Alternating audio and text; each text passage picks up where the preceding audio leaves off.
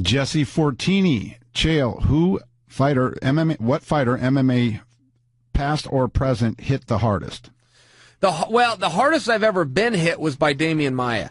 Demian Maia was on bottom. I was on top. He reached over like he was going to go for a Kimura, and when he brought his hand back to like kind of recover guard position, if you can picture that, he did a back fist right to my jaw. He hit me so hard it made a click that Joe Rogan could hear on the microphone, and Joe even commented, wow, he just hit him hard right there.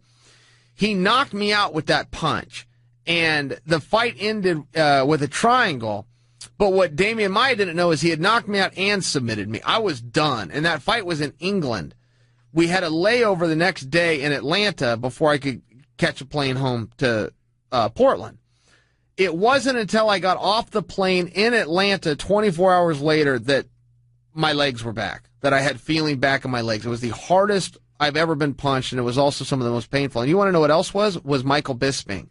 And I acknowledge that Maia and Bisping are not the hardest hitters, but it's that in-between that hurts the most. If you get hit really hard with a thud, you see like white for a second, you see stars for a second, but it doesn't hurt. It's numbing. When it's really powerful, it doesn't hurt.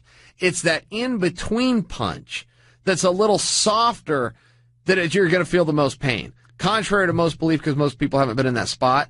But Demian Maia hit me harder than Anderson or Jones or anybody. Aaron Gaddis, Chael, what is your best street fight story?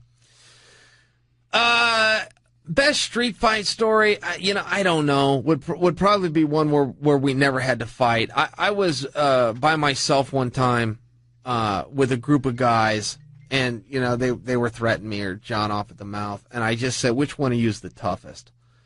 And I stepped forward and just said, which one of you is the toughest?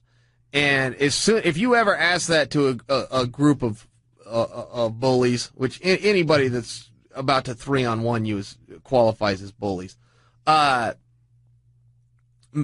they all start looking at one another going, well, no, you're tougher than me. You go fight him. No, you're tougher than me.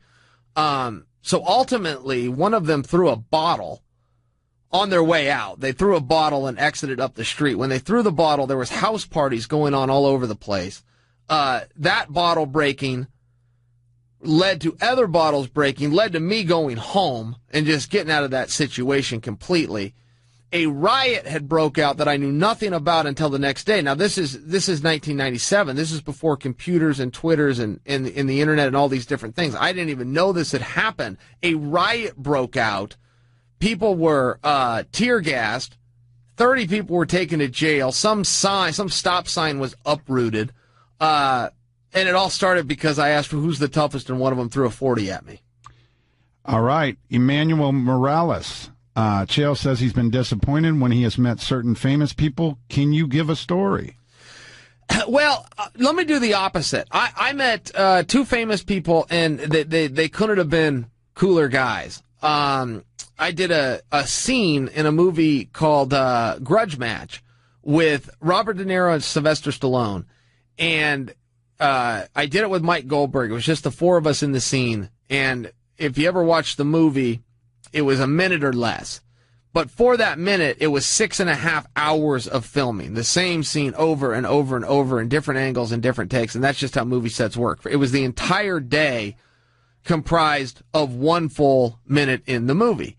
But in those 6.5 hours, both of those guys had trailers right on set where they could go in, fully catered food, TVs, the whole bit. Neither of them ever went to their trailer. They just stayed out and talked to Goldberg and I the whole time. Now, Stallone was a big fight fan, so we had a lot to talk about. De Niro was not, but he couldn't have been a nicer guy. He played along. If you had something to tell, he would ask a simple question, then he would look at you like he really wanted the answer.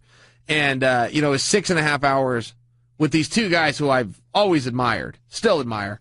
And it was just a really pleasant experience. And generally, it doesn't go that way. Brad Cisneric wants to know, was there a fight that made you more nervous than other fights when you walked to the cage? I was very nervous for the Tito fight. And it didn't have anything to do with Tito.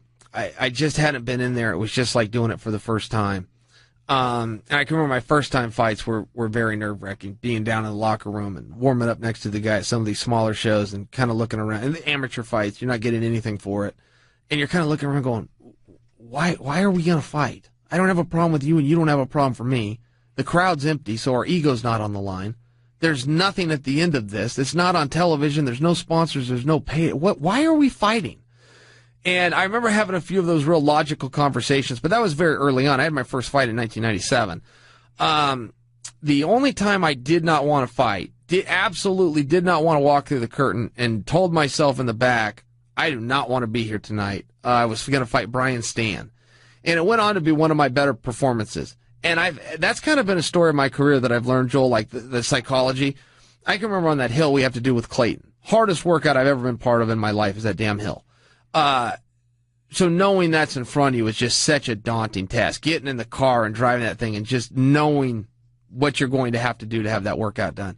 And the days that I thought about calling in sick or faking an injury, I mean, the days that bad I did not want to be there, I would end up breaking my personal record. I would end up getting my best time. So some of those days where you really don't want to do something has proven to be the best days for me to do it.